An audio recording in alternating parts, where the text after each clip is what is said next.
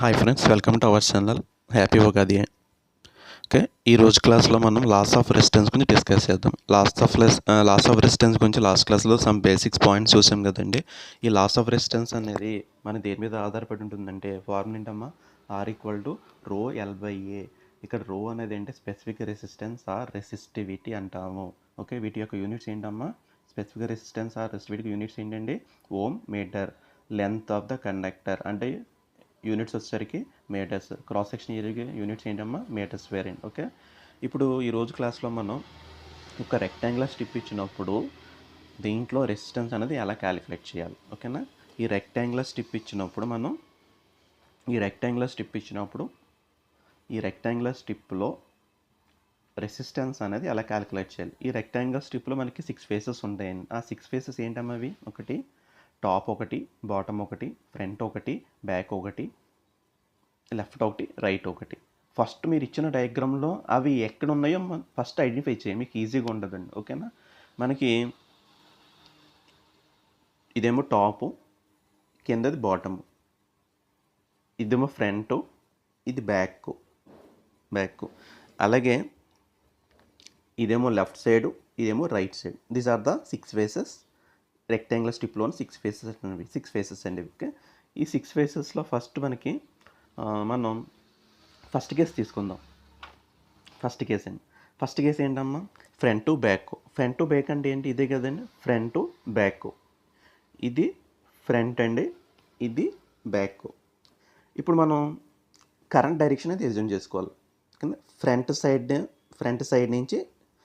సైడ్లో current enter అవుతుంది, back side నుంచి కరెంట్ లీవ్ అవుతుంది. అది మనం ఎజ్యూమ్ చేసుకోవాలండి. ఓకే, ఇక్కడ ఇంపార్టెంట్ అజంప్షన్ ఏంటంటే మనం ఫ్రంట్ టు బ్యాక్ తీసినప్పుడు ఫ్రంట్ సైడ్లో కరెంట్ ఎంటర్ అవుతుంది, బ్యాక్ సైడ్ కరెంట్ లీవ్ అవుతుంది. మనం అలా ఎజ్యూమ్ చేసుకోండి. ఓకేనా, ఇక్కడ మనం కరెంట్ డైరెక్షన్ ఏదైతే ఎజ్యూమ్ చేసుకున్నామో ఆ డైరెక్షన్ ఏదైతే ఉందో ఆ డైరెక్షన్ ఫస్ట్ మనం లెంత్ కింద తీసుకోవాలండి. అంటే కరెంట్ డైరెక్షన్ ఏ డైరెక్షన్లో ఫ్లో అవుతుందో ఆ పారామీటర్ మనం లెంత్ కింద తీసుకోవాలి. ఓకే, రిమైనింగ్ 2 పారామీటర్స్ ఉంటాయి కదండి. రిమైనింగ్ 2 పారామీటర్స్ ఏదైతే ఉన్నాయో ఆ రిమైనింగ్ 2 పారామీటర్స్ని మనం క్రాస్ సెక్షన్ ఏరియా కింద తీసుకోవాలండి.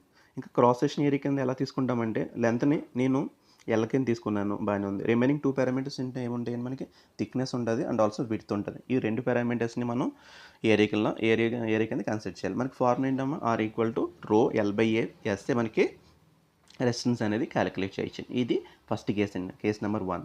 అలాగే కేసు నెంబర్ 2 ఏంటంటే టాప్ బాటమ్ ఇచ్చినప్పుడు మనం రెసిస్టెన్స్ అనేది ఎలా క్యాలిక్యులేట్ చేయాలి. ఓకే, ఇక్కడ టాప్ ఏది బాటమ్ ఏది ఫస్ట్ ఐడెంటిఫై చేయండి డయాగ్రామ్లో.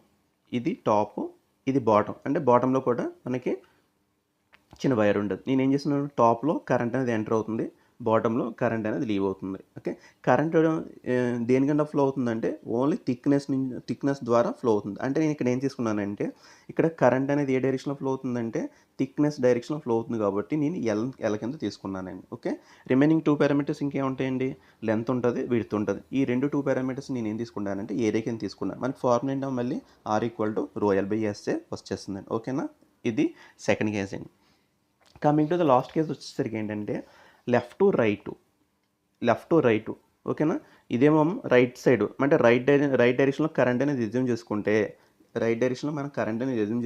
లెఫ్ట్ సైడ్ నుంచి కరెంట్ అనేది లీవ్ అవుతుంది. ఓకేనా, రైట్ సైడ్లో మనం కరెంట్ ఎజ్యూమ్ చేసుకుంటే లెఫ్ట్ సైడ్ నుంచి కరెంట్ అనేది లీవ్ అవుతుంది. ఓకే, మనకి ఏ డైరెక్షన్లో కరెంట్ ఫ్లో అవుతుందండి ఇక్కడ.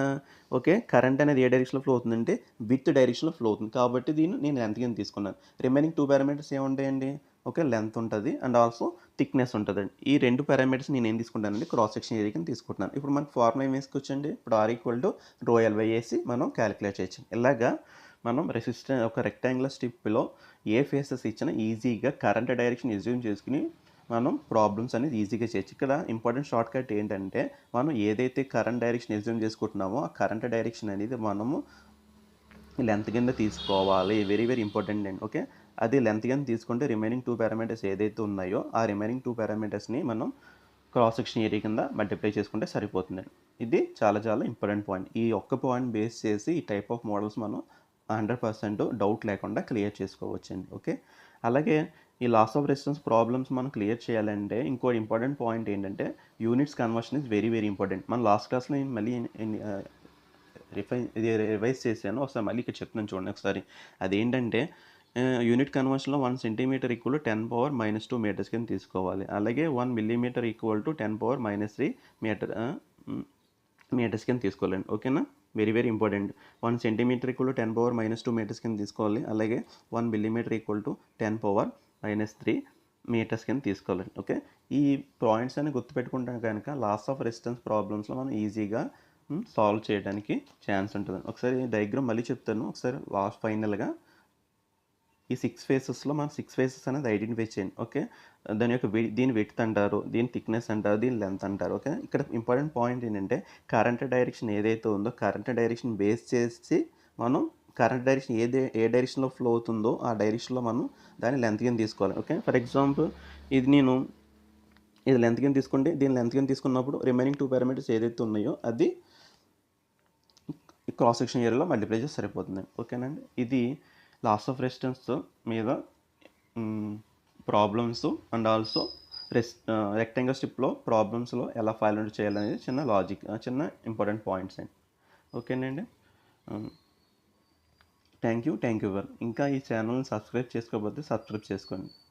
థ్యాంక్ యూ ఎవరి వన్.